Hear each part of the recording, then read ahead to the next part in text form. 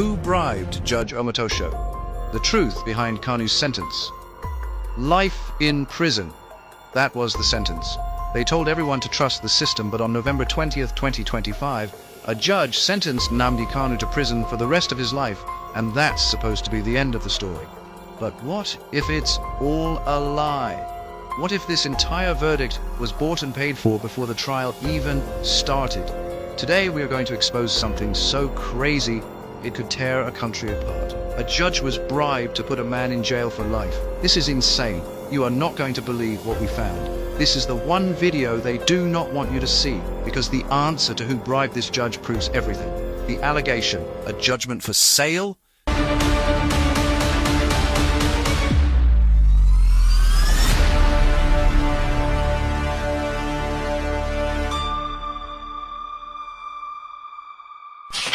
Okay, so here is the craziest allegation I have ever heard. We're not talking about a little bias. We are talking about a judge being bribed.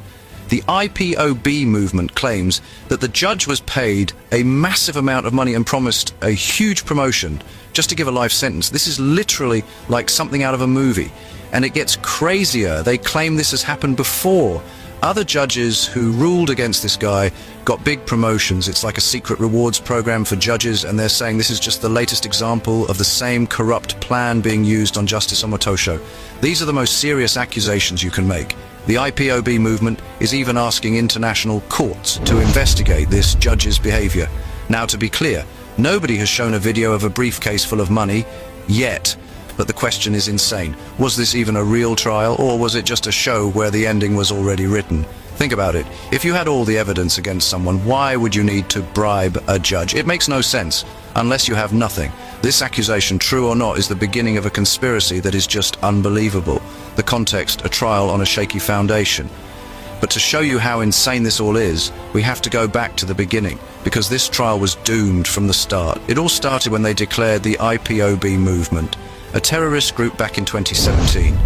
The IPOB movement says this was just a political move to shut them up, but the government connected them to violence. Then the guy was literally kidnapped in another country in June 2021 and illegally flown back to Nigeria. It wasn't an official process. His supporters say it was a straight-up abduction. Even the country's own Supreme Court said this was wrong, but they let the trial happen anyway. Can you believe that? And then there's this. The law they used to convict him doesn't even exist anymore. His lawyer says it was repealed and replaced back in 2022. So they put a man in jail for life using a law that's completely gone. How is that even possible? During the trial, Kanu yelled at the court, "Show me the law!" You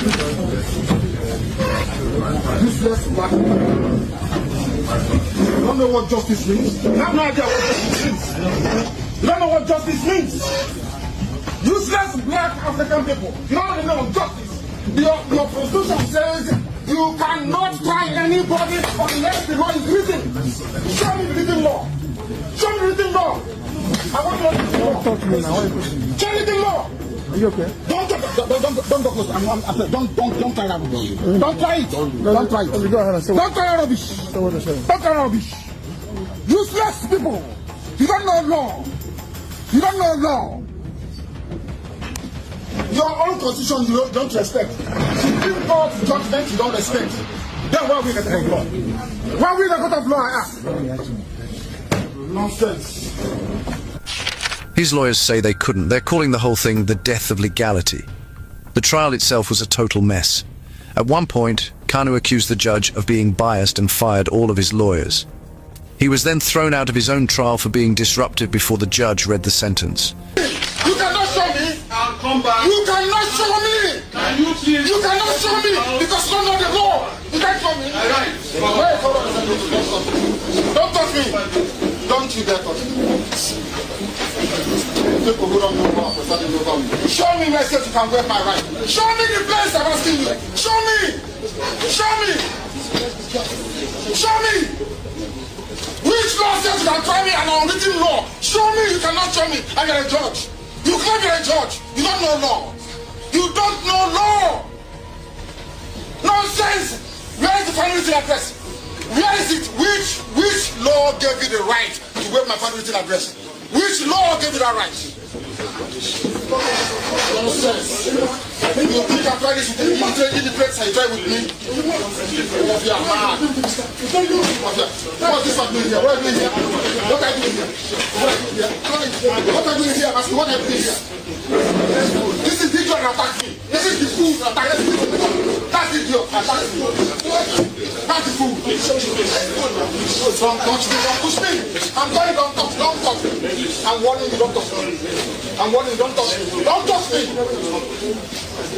Don't touch me. I said, don't touch me. Don't. Smart people. You don't know law. Show me where it says you can wear my right dependent address. Show me the law. Show me the law. I want to show me the law. You don't know law. They are promoting you. You're writing rubbish. Show me the law. Unaddressed affidavit. You say you go fit and you doing their job for them.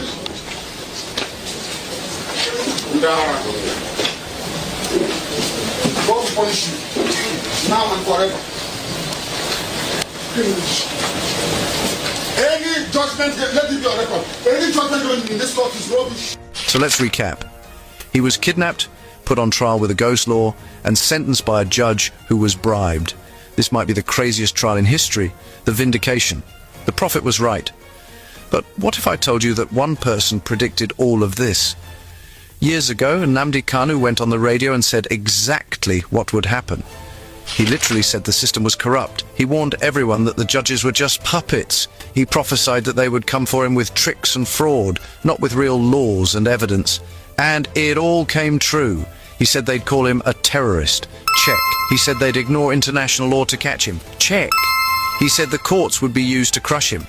Triple check. This life sentence isn't a surprise. It's the final level of his prediction. For the millions of people who follow him, this isn't a loss. It's the ultimate proof that he was right all along. The government just proved his entire point for him.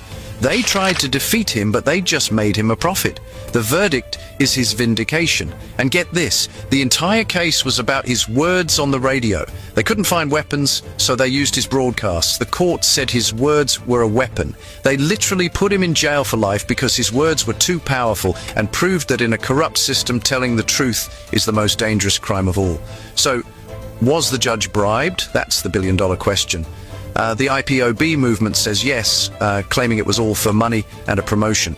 But maybe it's bigger than that. Maybe the entire system is for sale. This was more than a trial. It was a war. On one side, a state trying to keep control. On the other, a man whose followers say his only crime was telling the truth. The state used its power to get a life sentence. But in front of the world and in front of millions who believe in his cause, this sentence isn't an ending. It's proof. It's the final piece of evidence that everything Nnamdi Kanu warned you about was true. The system didn't defeat Nnamdi Kanu. It proved him right. They do not want you to know any of this. They want you to forget this video even exists, but we're not going to let them. So if you think this is insane, share this video with 5 friends right now.